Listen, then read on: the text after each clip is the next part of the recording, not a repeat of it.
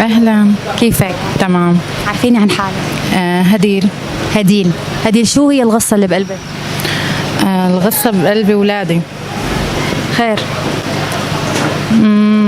أولادي هيك يعني تركتهم ولي سنتين ما شفتهم وما بعرف شيء عنهم وهيك. ليش صار انفصال بينك وبين زوجك؟ ايه طبعا 3 سنين أنا وياه انفصلنا، سنتين 3 سنين، وأولادي ضلوا عنده وما بعرف شيء عنهم لحد هالآن.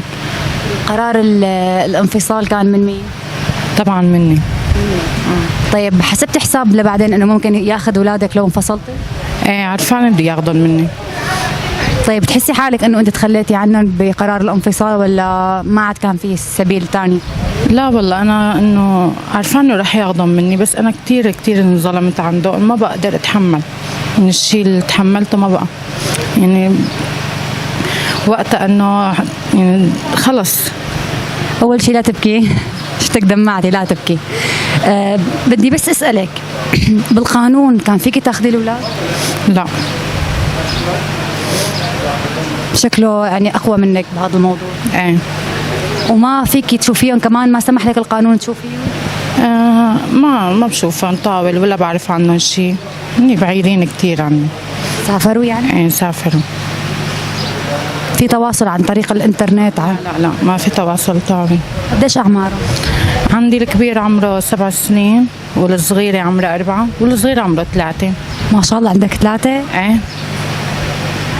اول شيء انا كثير اسفه انه عن جد قصيت لك، والله الله يجمعك فيهم، وبتمنى تلاقي طريقه ترجعي تتواصلي فيهم معهم، يعني شو ما كان الثمن. حاولت تتواصلي مع زوجك وتحكي معه بهذا الموضوع؟ لا ما قدرت اوصل له.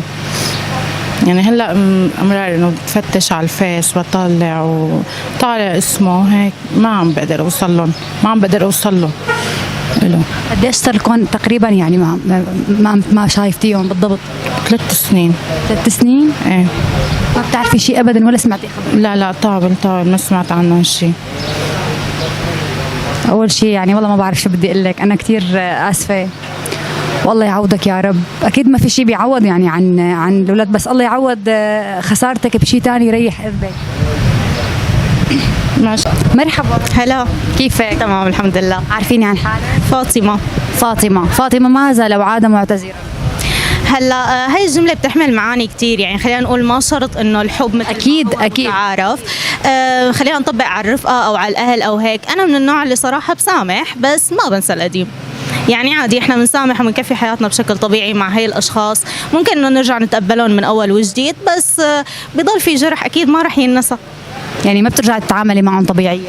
اكيد لا، بصراحة بالنسبة لي لا، بس انه على الاقل ايه بسامح، لانه بالنهاية اللي ما بيسامح هو اللي بيتعذب.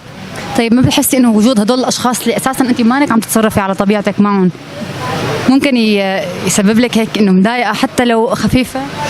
هلا ايه اكيد، هلا اجباري الشخص لما بتكوني بتعزيه كثير وعاطيتيه مكانه كثير كبيره ويخذلك، اذا بدك ترجعي لحياتك بده يكون في شويه عذاب. طيب ليش هالعذاب؟ لانه ما بتكوني متوقعه الخذلان مثلا من هيك. قصدي ليش ترجعي؟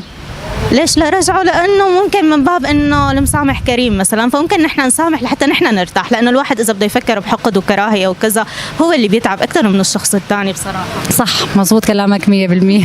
شكرا كثير لك، يسلموا.